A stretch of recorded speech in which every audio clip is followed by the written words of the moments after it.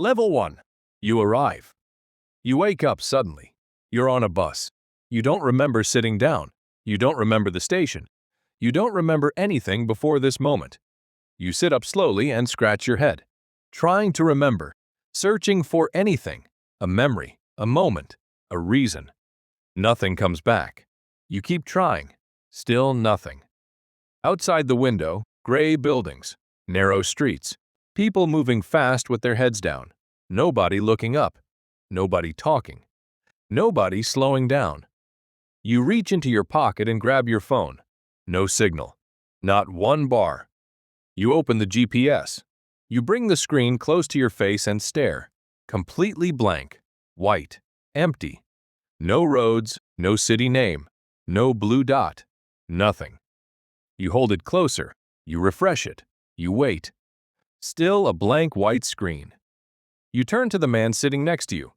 "Excuse me, what city is this?" He doesn't answer. He doesn't turn his head. He doesn't blink. He just keeps staring out the window, like you said nothing, like you are not there. The bus begins to slow down. You feel the tension in your body rise with it. Something about this stop feels wrong. The bus comes to a complete halt. Everyone stands up quietly and walks off. You watch them for a moment, then you follow. Because what else do you do? Step out. Concrete, burnt metal. You flinch slightly, turn your head. Something underneath it you cannot name. You walk into the city. Shops open on both sides. Street signs on every corner. Children walking to school. A man selling something from a cart. You stop walking completely. You can feel it without being able to name it. You look at the signs. No names on them, just shapes. You look at the shop windows. Currency with no symbols, no country code. You look up at the buildings. No flags, anywhere. Not one single flag.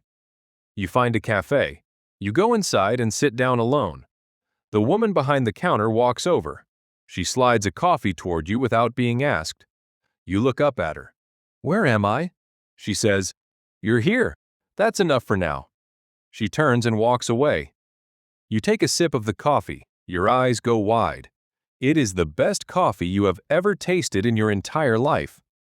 The tension in your chest loosens. Your shoulders drop. The panic starts to dissolve. You sit back. You stare into the middle distance, unsure, but no longer terrified. Then a thought forms. Maybe I can figure this out. You almost feel certain of it. You don't see what's behind you. Shadowy figures, just far enough away. Level 2. The first rule. By the second day, you have already learned the first rule. Don't ask where you are. Not because people get angry. Stops. Turns. Stares. No expression. No answer. Just eyes. And that silence presses against your chest like something solid. You find a hostel near the center of the city.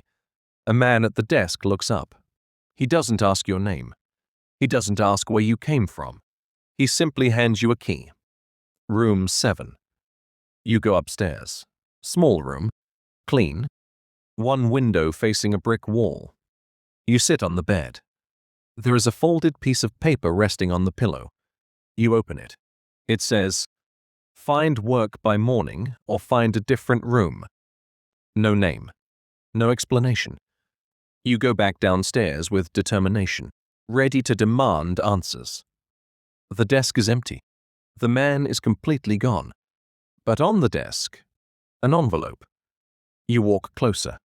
You lean in. Your name, written clearly on the front. Your full name. You stare at it up close, reading it again and again. Then it lands. You never told anyone your name. Not once. Not to anyone. Your hands are not steady when you open it. Inside, an address, a time, and at the bottom, 3 words. Don't be late. You stare at those words for a long moment. Then you go. You arrive at the location exactly on time, cautious, alert, every sense working. It is a warehouse near the edge of the city, where the streets get quieter, the buildings lower and older. You stand outside it for a moment. Then you walk in. 12 people already standing inside. Different ages, different faces, different backgrounds entirely. One from somewhere cold, one from somewhere warm. Ages ranging from young to middle-aged, all different. But the same eyes on every single one of them. A man enters through the side door. Grey coat, slow, certain steps. Calm like he owns the room. He stands before the group. No name, no introduction. He looks at everyone once. Then, you sort packages. You ask no questions. You leave when you're told. He reaches into his coat. Cash, placed directly into your hand. You look down at it. More than sorting packages should ever pay. More than makes any logical sense. You work for 6 hours. You stand at the table and sort. Sealed packages moving in front of you. When it is over, you walk back through the city toward the hostel. Tired, head slightly down, body heavy. The streets feel longer on the way back. You reach room 7. You lie down. And you sleep so deeply it feels like disappearing. You wake up and tell yourself, just exhaustion.